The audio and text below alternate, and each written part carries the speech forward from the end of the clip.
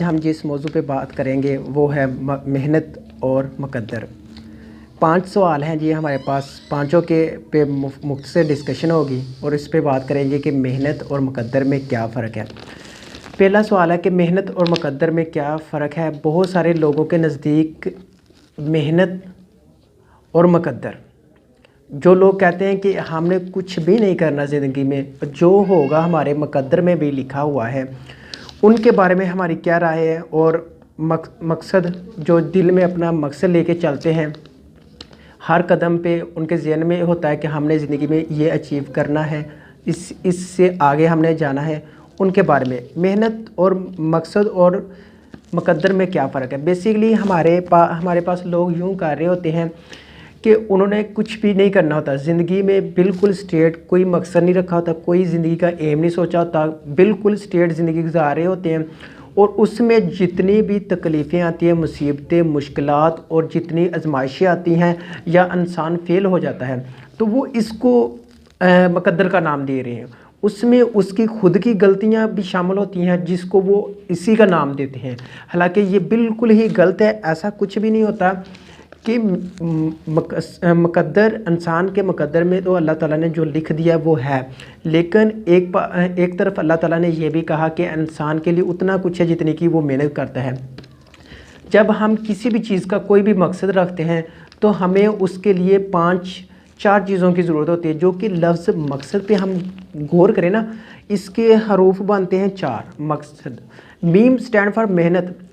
मेहनत, मकसद की जो मीम है वो मेहनत के लिए है कि मेहनत करना लाजमी है, और काफ है वो कसद करना लाजमी है।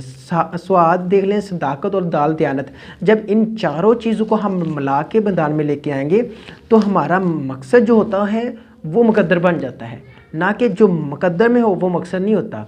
मुकद्दर है तो इंसान पैदा होता है तो वो स्टेट ज़िंदगी गुजार रहा है, बिल्कुल सोचे ही ना कि उसने ज़िंदगी में बनना क्या, स्कूल भी ना जाए, कॉलेज भी ना जाए, यूनिवर्सिटी भी ना जाए, कुछ भी ना करे ज़िंदगी में, तो वो इसका क्या है, वो समझे कि मेरे मुकद्दर में लिखा है मरना तो सब नहीं है, मुकद्दर में मौत लिखी है। ये कैसी ज़िंदगी, इसको मुकद्दर, क्योंकि हमारे यहाँ लोग आखिर पे जो हालात होते हैं या जितनी भी गैर जिम्मेदाराना रवैये होते हैं उसको कहते हैं नाकामियाँ, जिसको हम कह लें फेलियर जिसको कहते हैं, उसको मुकद्दर या किस्मत का नाम दे देते हैं कि इसमें हमारी किस्मत थी। हालांकि किस्मत और मेहनत और मकसद तीनों ही चीज़ें मुख्तलिफ हैं। मेहनत करके अपनी किस्मत को बनाया जा सकता है, ना कि बिल्कुल रेस्ट करके अपनी ज़िंदगी को बदनाम करके और इस पे नाम दे दें हम कि ये ज़िंदगी हमने ऐसे गुजारनी है, ये हमारे मुकद्दर में लिखा था। इसलिए भाइयों, मुकद्दर, मकसद और इनका जो हम पढ़ रहे हैं कि मेहनत, ये सब इंसान के हाथ में होती हैं। अल्लाह पाक ने जब कह दिया कि इंसान के लिए उतना ही कुछ है जितने की वो मेहनत करता है, तो आप लोग जितना शक्कर डालेंगे उतना ही मीठा होगा। ऐसा नहीं होता कि हम शक्कर भी ना डालें और मीठा भी पानी मशरूब भी बन जाए, ऐसा बिल्कुल नहीं होता। मकसद और मुकद्दर को आपस में रिलेट ना किया करें। इस सवाल से मैं आपको वजाहत कर देता हूँ, मुकद्दर भी इंसान ने खुद बनाना होता है, मेहनत करके इंसान ने बनाना होता है। और मकसद जो लेके इंसान चलता है ना, शुरू से उसके ज़हन में होता है कि हाँ मैंने इस पॉइंट पे, इस पे आगे जाके मेहनत करनी है, तो उसके ज़हन में ये वाज़ेह चीज़ होती है, इसलिए उसको पूरी ज़िंदगी में अपनी कोई परेशानियाँ नहीं होती। आगे चल के हम बात करते हैं कि जब इंसान एक मकसद बड़ा डिफ़ाइन करता है ना, तो उसको छोटे छोटे मुश्किलात, मुसीबतें, तकलीफ़ें आती रहती है ज़िंदगी में, वो इनसे घबराता नहीं है। लेकिन जब इंसान के ज़हन में कोई मकसद ही ना हो तो फिर वो छोटे छोटे मसले, मुसीबतें, शिकायतें, आजमाइशें, उस पर ही अपनी ज़िंदगी को शॉर्ट करके बैठ जाता है और कहता है यहाँ ही मेरी ज़िंदगी मुख्तसर हो गई है। दूसरा सवाल है कि लोगों का डर दिल से कैसे निकालें कि हम नाकाम हो जाएंगे। दूसरा सवाल भी ऑथेंटिक है कि हम लोगों का डर कैसे निकालें अपने दिल में। बिल्कुल, ये बहुत एक ऑथेंटिक है। बहुत लोगों की मजबूरी होती है, डिप्रेशन में चले जाते हैं। बुक पढ़, मेरे पास बुक पढ़ी है डिप्रेशन से कैसे बचिए, डॉक्टर काश्मीरी ने इसका तर्जमा लिखा है, उसकी डिटेल भी अगली वीडियो में इंशाल्लाह मैं बयान करूँगा, डिप्रेशन से कैसे बचा जाता है। लेकिन यहाँ है कि लोगों को कैसे फेस किया जाए, कि लोगों का डर तो बिल्कुल होता है लोगों का कि किसी को मैंने कह दिया कि मैंने ज़िंदगी में ये करना है, कल को मैं अगर नहीं वो कर पाता, वो देखेगा हाँ इसने मुझे ये कहा था लेकिन ये बन नहीं पाया। क्यों भाई, मैं नहीं बन पाया, मैंने पूरी कोशिश की। अपना आप तो डाले ना, माली दा काम पानी लाना। आपने अपना काम तो पूरा किया है, आगे अल्लाह का काम होता है कि आपको किस फील्ड की तरफ लेके जाना है। तो इसके लिए मैं एक छोटी सी बात, एक कहानी सुनाऊंगा जिससे आपको वाज़ेह हो जाएगा कि लोग साइड पे ज़िंदगी आपकी है। देख लें, ज़िंदगी गुजारनी है लोगों के तरीके के मुताबिक देखें। लोग तो हर बात पे आपकी नुक्ताचीनी शुरू, तनकीद करनी शुरू कर दें कि ये भी बात गलत की, ये भी गलत की, ये भी गलत किया, तो फिर ज़िंदगी को शॉर्ट करके बैठ जाना। तो ऐसा बिल्कुल नहीं होता। आपको एक बात, एक कहानी बताता हूँ, उससे आपने अंदाज़ा लगाना है कि लोगों का तो मकसद होता है कि इसकी टांगें खींच के पीछे लाया जाए। तो कहानी ये है कि दो बच्चे थे, वो जंगल में से जा रहे थे। जो बड़ा था वो, अनफॉर्चुनेटली कहानी है ना, इमेजिनरी है, इमेजिन कर लेना, ये इसकी डिटेल या इस पर फतवा नहीं लगा देना कि बुक दिखाओ किधर लिखी है। सोच बदलने के लिए कहानी बनाई गई है ना। बड़ा भाई कुएं में गिर जाता है, छोटा भाई है, जंगल कोई भी बशर नहीं है जो इनकी मदद कर सके। तो छोटे भाई के जहन में आया, उसने कोई रस्सी डाली कुएं में, अपने बड़े भाई को निकाल लिया। लेकिन जब वो गांव में गए, उन्होंने अपने गांव वालों को ऐसे कहा कि मेरा बड़ा भाई कुएं में गिर गया था और छोटे ने उसको निकाल लिया। गांव वाले कहते अजीब बंदा है, पागल हो गया, मजाक कर रहा है, छोटा है तू, तेरी उम्र कितनी है, 7 साल, बड़े की 9 साल, तू कैसे निकाल लाया इसको। देखिए वही बात कर दी ना लोगों ने कि लोग तस्लीम ही नहीं करेंगे तब तक वो तस्लीम नहीं करेंगे जब तक उनको आप प्रूव ना कर दे कि हाँ भी मैंने ये कर लिया, ये आपके सामने पड़ा है, मैंने करके बैठा हुआ हूँ।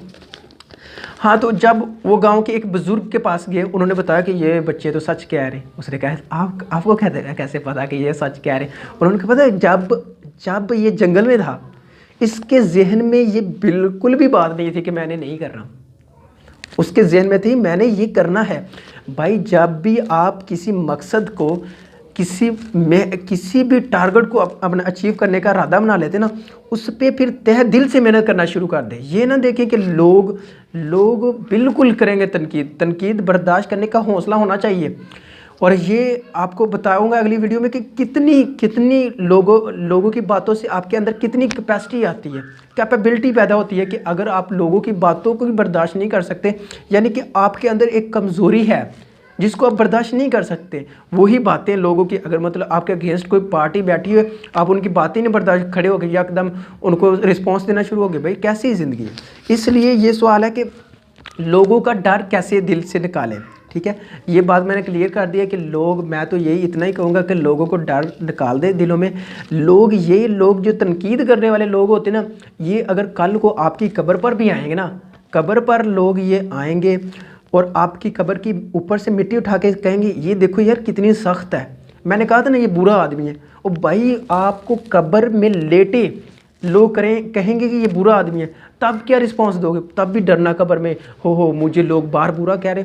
और भाई लोग जो कहते हैं कहने दो, लोगों की सोचों के जिम्मेदार तो हम नहीं है ना।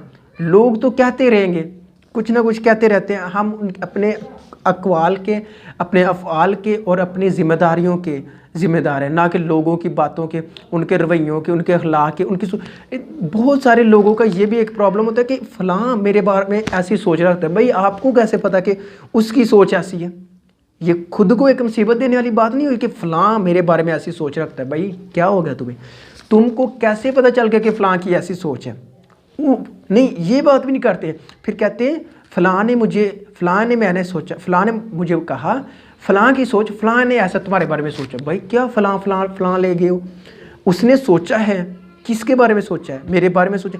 तुमको पता है कि एग्जैक्टली दिलों का राज अल्लाह जानता है। आपको कैसे पता कि उसने तुम्हारे बारे में सोचा है और जो तुम कह रहे हो उसी तरह ही सोचा है और बुरा ही सोचा है? इसलिए मैं यही कहूँगा कि लोगों का डर, लोगों का खौफ दिल से निकाल दे। ये लोग आपकी कब्र से मिट्टी उठाएंगे ना तो कहेंगे देखो यार कितनी सख्त है, कितना बदनसीब और कितना गलत आदमी था, मर गया है। हालांकि कि आप ऐसे नहीं हैं, लेकिन लोगों ने तो फिर कह दिया ना, तो आप क्या उनको रोक लेंगे? इसलिए लोगों की बातों को इग्नोर किया करें और आगे अपने मकसद की तरफ गामज़न हुआ चलें। ज़िंदगी में फ़ेल होने की वजूहात, जी बिल्कुल, तीसरा सवाल है आज का कि ज़िंदगी में फ़ेल होने की वजूहात क्या है। सिंपल वजूहात हैं। पहली बात तो हम मेहनत ही नहीं करते। जब किसी बात को हम लकीर के फ़कीर हो जाते हैं कि मैंने सिर्फ इतने ही नंबर लेने के जितने मैं पास, अपने फील्ड से हट के सोचना ही नहीं कि मैं इससे भी कुछ ज़्यादा चीज़ कर सकता हूँ। कि भाई जब आपने एक चीज़ पे टाइम ही नहीं देना किसी चीज़ को, सोचना ही नहीं है कि मैं इससे भी कुछ हट के कर सकता हूँ। लकीर के फ़कीर, चले लकीर के फ़कीर भी हो जाएं तो कामयाब हो जाते, बंदा फेल नहीं होता। बंदा फेल उस वक्त होता है जब बिल्कुल ही छोड़ दे कि बिल्कुल ही बेबस हूँ, बेचार हूँ और ये बिल्कुल फजूल चीज़ें हैं जो लोग कर रहे हैं, तब बंदा फेल हो जाता है। ये पहली फेल होने की वजूहत है। दूसरी वजूहत ये है कि लोग उसकी टांगें तो खींच रहे होते हैं, हमने पहले बात की है। यह भी एक बहुत बड़ी रीज़न है कि वो लोगों के रवैयों की वजह से लोग अपने आप को पीछे की जन्म खींच रहा होता है कि मैं नहीं कर सकता, मुझे छोड़ दो भाई उसको फिर छोड़ दो। वो कह रहा है कि मैं नहीं कर सकता, उसको हम कैसे मोटिवेट कर लें कि आप जाएं ज़िंदगी में आगे जाके कामयाब हो जाएं। तो फेल होने की ये भी बड़ी वजूहत है कि जब हम जहन में लोगों को सवार कर लें तो कैसे आगे जाएंगे फील्ड में, कैसे फील्ड में जाके अपना नाम पैदा कर लेंगे और अपने जहन में से लोगों का ख्याल कैसे निकालेंगे। जी इसका जवाब यही है कि लोगों को फेल होने की आम सी वजूहत है जब बंदा मेहनत ही नहीं करता, काम चोरियाँ करता है और बिल्कुल ही अपने मुकद्दर पे और किस्मत पे ही सारा कुछ डाल देता है। तो भाई फेल तो फिर किस्मत में लिखी है। ये भी बता दूंगा कि फ़ेल होना भी कोई बड़ी बात नहीं होता, फेल होके ही बंदा कामयाबी की तरफ जाता है। लेकिन इसलिए फ़ेल होना कि मैंने फ़ेल होके कामयाबी की तरफ जाना है, भाई फिर ये आप गलती कर रहे हैं, क्योंकि आप पहले ही फैसला कर रहे हैं मैं फ़ेल इसलिए हो रहा हूँ कि भाई अगर आपको पता है कि आपने फ़ेल हो जाना तो आप पहले ही मेहनत कर लें। ये तो उनके लिए जो ना चाहते हुए भी फ़ेल हो जाते हैं उनके लिए ये एक कोटेशन है कि ये कामयाबी का हिस्सा है, failure is the step of success. Next है मुस्तकिल मजाजी या इनकलाब कामयाबी किस तरह से मिलती है। भाई इनकन्सिस्टेंसी से कामयाबी मिलती है। कभी भी कोई वो होते हैं, मैं मानता हूँ इनकलाब आ जाता है ज़िंदगी में, कोई तुक्का लगा हो किसी का और ऐसे यकदम ही कोई प्लेटफॉर्म पे आ गया, स्क्रीन पे आ गया हो, कोई भी सोर्स इस्तेमाल करके, वो इनकलाब होता है। लेकिन जो असल कामयाबी होती है वो सालों साल लगते हैं, उस पर महीनों लगते हैं, उस पर बरस गुजरते हैं, फिर जाके बंदा किसी माया नाज स्टेज पे पहुंचता है और किसी को समझाने के काबिल होता है। जो शॉर्टकट किसी का तुक्का इस्तेमाल करता है कि शॉर्टकट मिल जाता है उसको ज़िंदगी में, वो आगे पहुंच जाते हैं। इसलिए इसका जवाब है कि मुस्तकिल मजाजी से कामयाबी मिलती है। इनकलाब कई शॉर्टकट कईयों को मिल जाता है, कईयों को नहीं मिलता। अब हर कोई बंदा शॉर्टकट पे मिल जाए, शॉर्टकट हर किसी को नहीं मिलता। इसलिए मुश्किल मजाज रहना पहुँचे।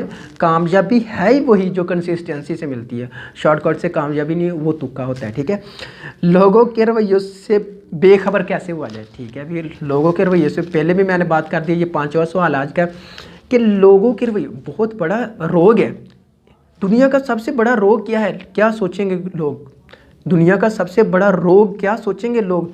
बिल्कुल रोग है, मैं खुद मानता हूँ, क्योंकि बेशुमार ज़िंदगी में ऐसे वाक़यात होते हैं। मैं ये नहीं कहता कि मैं बिल्कुल ऐसा हूँ, मुझे भी कई बातें हर्ट करती हैं, फील होती हैं कि लोगों ने ये मेरे बारे में बुरा कहा, हालांकि मैं नहीं ऐसा हूँ। भाई सख्त कर जाएँ, बर्दाश्त कर लें, सब्र कर लें, अल्लाह साथ देगा ना आपका। तो लोगों के रवैयों को मैं एक बात से आज़ाद करता हूँ, दुनिया में अगर पता चले ना किसी ऐसी फील्ड में है तो कंपनी चेंज कर लेना। अगर कोई कंपनी आपको डिप्रेशन में लेके जा रही तो फिर आप बदल ले, कुछ लोगों से पीछे हट जाए कि इन्होंने आपको डिस्करेज ही करना, उनसे पीछे हट जाए। अच्छा, लोग एक ये भी तरीका है कि उनसे पीछे हट जाए जो लोग आपके रवैयों को उल्टी आपके अपोजिट ही चलते हैं हर वक्त।